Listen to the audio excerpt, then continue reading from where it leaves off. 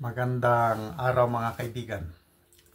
Pag-usapan natin ngayon yung isa na namang napakalinaw, napakagandang expose ni Ted Filon sa kanyang programa Think About It sa TV5 tungkol sa panloloko ng administrasyong ito sa taong bayan, lalo na sa pondo ng PhilHealth. Tinaasan ang contribution ng PhilHealth from 4%, ginawang 5% yung contribution ng members. Tapos yung pondo ng PhilHealth na halos 90 billion pesos kinuha ng administrasyon para gamitin para punduhan ang mga proyekto ng mga congressmen at mga senador. Ginawang pork barrel ang sana pundo na para sa naghihirap na taong bayan, yung mga nagkakasakit, kinuha pa. Anyway, hindi ko pwedeng i-upload, baka ma-copyright ko. Parinig ko na lang sa inyo, tapos mamaya magbigay ako ng karagdagang reaksyon. Dito po lang mang buwan ng Enero, nagpatupad ng aumento sa monthly premium contribution ang Philippine Health Insurance Corporation o PhilHealth. Mula sa dating 4%, ito'y ginawa ng 5% ng monthly basic salary ng mga miyembro nito na itinuturing na direct contributors o yung mga may trabaho. May mga sektor pong tumututol sa naturang hakbangin. Kasi nga po naman, nataon na ang dagdag contribution ay mangyayari sa harap ng tumataas na presyo ng mga bilihin. Subalit nanindigan po ang PhilHealth Management na ito'y isinasaad sa Universal Healthcare Act at ang pagtataas daw po sa contribution ay mangangahulugan ng mas maraming benepisyo para sa mga miyembro. Naudlot kadali ang pagpapatupad po ng aumento dahil nga sa naghihintay pa ang PhilHealth sa pag-aaproba ng Pangulo ng Pilipinas sa naturang hakbangin. Ano pa nga ba't kinalaunan na ipatupad rin ang aumento? Oo nga, at nagkaroon na naman po ng dagdag benepisyo ang ilang pong mga programa na ipinatutupad ng PhilHealth. Ngunit hindi maitatanggi na hindi po sa pangkalahatan ang mga dagdag na benepisyong ito. At madalas, ang reklamo ng karamihan sa mga miyembro ay ang maliit na halaga lamang na nakukuha mula sa PhilHealth sa kanilang hospital bills. Hindi ba maaaring mas lawakan pa ng PhilHealth ang benepisyong maaaring mapakinabangan ng kanilang mga miyembro? Kung pondo rin lang pong pag-uusapan, walang maikakatwiran ang pamunuan ng PhilHealth na sila'y kinakapos. Dahil nga raw sa hindi nagagamit ng PhilHealth ang ibinibigay pong subsidiya ng national government, ito'y gusto nang bawiin at ilaan sa ibang gastusin ng gobyerno.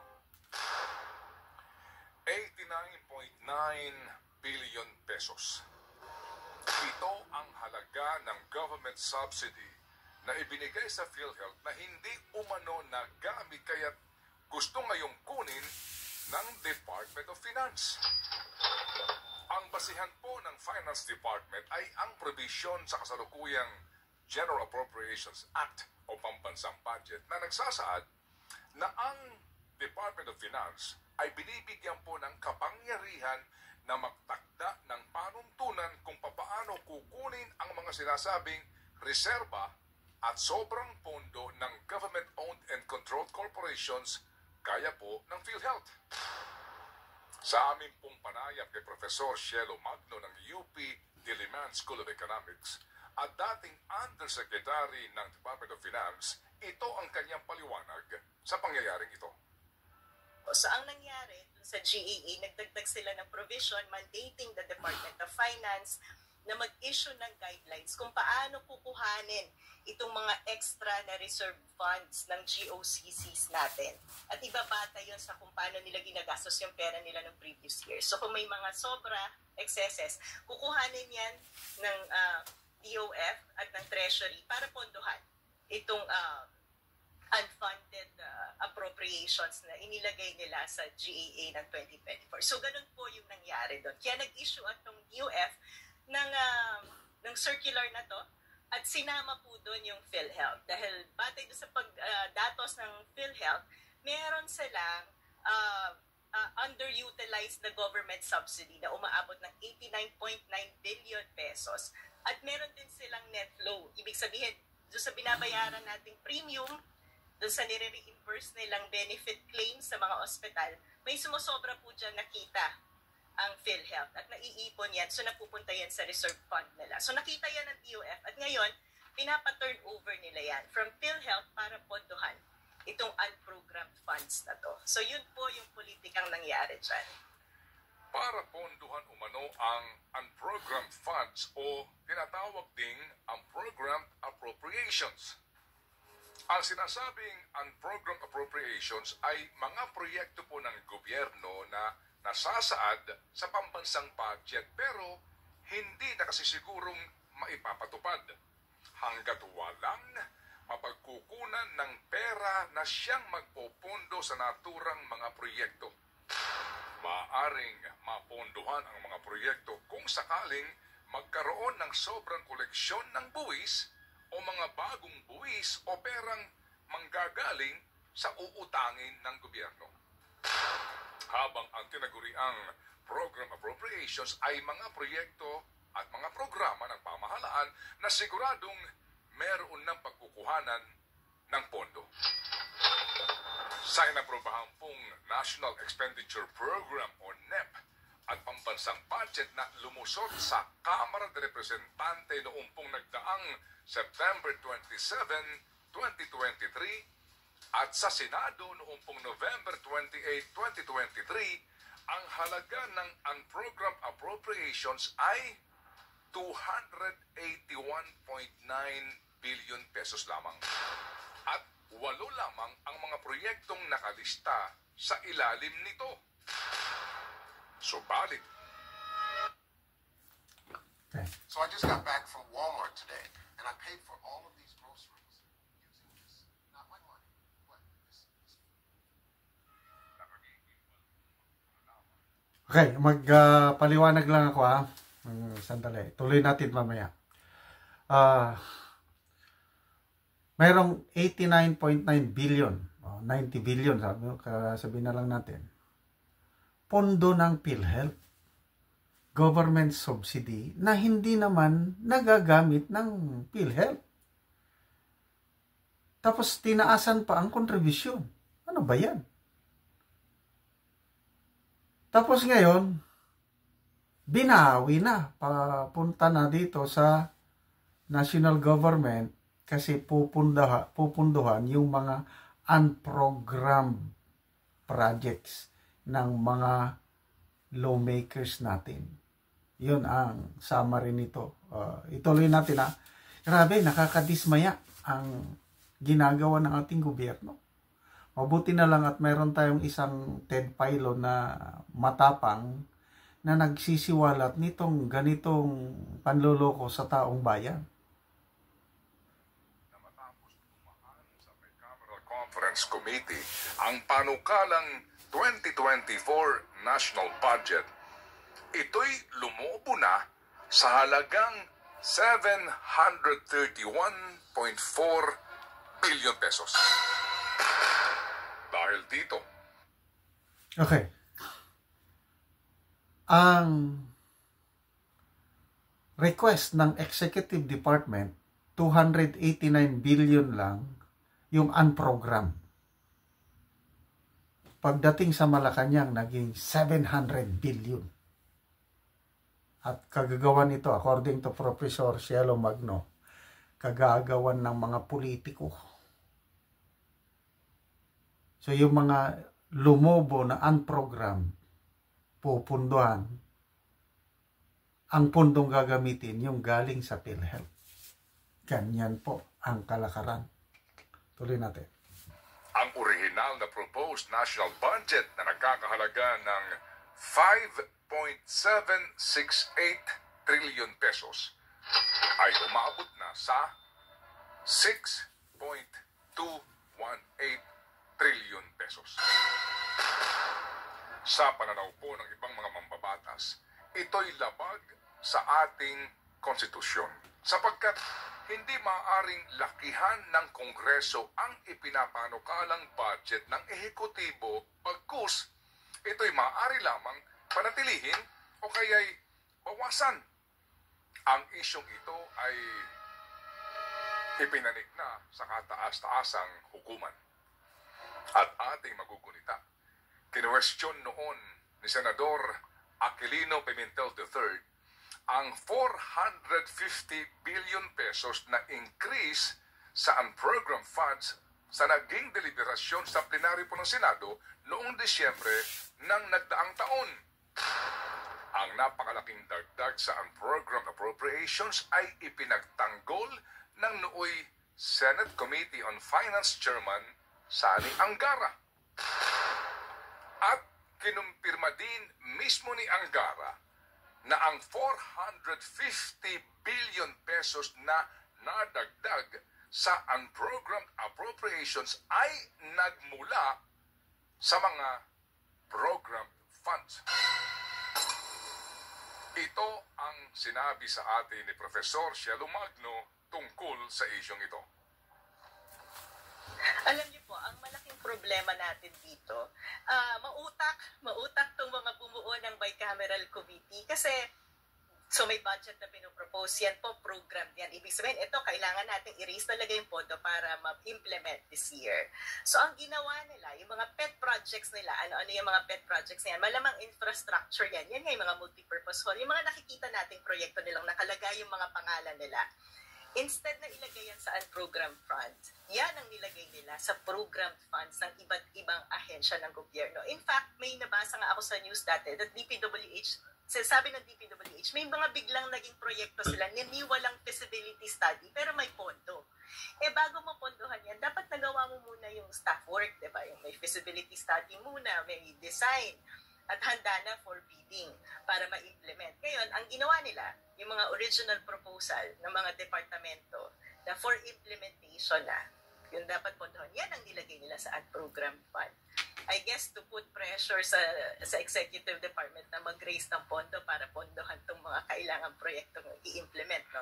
Tapos pin-prioritize nila yung pet projects nila. Yun ang nilagay nila na may automatic na pondo. So talagang kung hindi mo hinihimay, nakalusot. Pero yan po ang nangyari. In fact, may constitutional question nga din po yung pag-increase nila ng unprogrammed fund.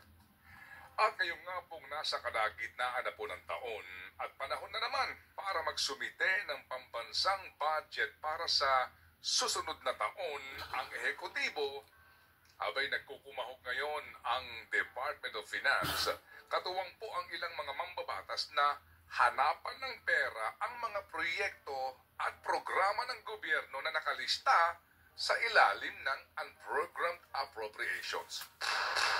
Heto na nga. At gusto pong pakialaman ang pondo ng Philippine Health Insurance Corporation.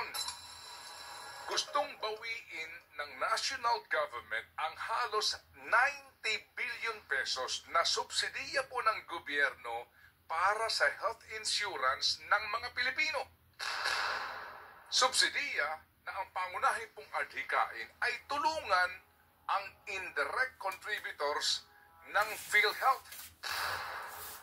Subsidiya na maaari pong direktang pakinabangan ng mga Pilipinong may sakit. Mga Pilipinong kailangan po ng mga medisina at sa mga na-o-ospital. Sa ilalim po ng Universal Healthcare Law, ang sobrang reserbang salapi na pinangangasiwaan ng Philippine Health Insurance Corporation ay dapat lamang gamitin sa karagdagang benepisyo ng mga miyembro nito at maging daan sa pagpapababa ng kontribusyon ng mga miyembro. Republic Act 11223, otherwise known as an act instituting universal healthcare for all Filipinos. Chapter 3, Section 11. That whenever actual reserves exceed the required ceiling at the end of the fiscal year, the excess of the PhilHealth Reserve Fund shall be used, ulitin ko lang ha, shall be used to increase the program's benefits and to decrease the amount of members' contributions. Shall be used. Mandatory po ang ginamit na salita dito. Mula 2021... So, yun po, nilabag nila ang batas. Universal Healthcare Law. Ito yung kinagagalit ni Attorney Harry Roque. Ito na pala yung 90 billion na sinasabi ni Harry Roque na pondo ng PhilHealth na i-transfer sa Malacanang. Bawal pala yun. Nakalagay sa batas na kung may excess fund ang PhilHealth, dapat gamitin yun para madagdagan ang benepisyo ng mga membro at saka mabawasan yung kontribusyon nila. Ang ginawa ng administrasyon, dinagdagan ang kontribusyon from 4%, ginawang 5%, kinuha pa ang excess o reserve fund, yung 90 billion, para anong gawin? Para mapunduhan yung mga unprogrammed appropriations.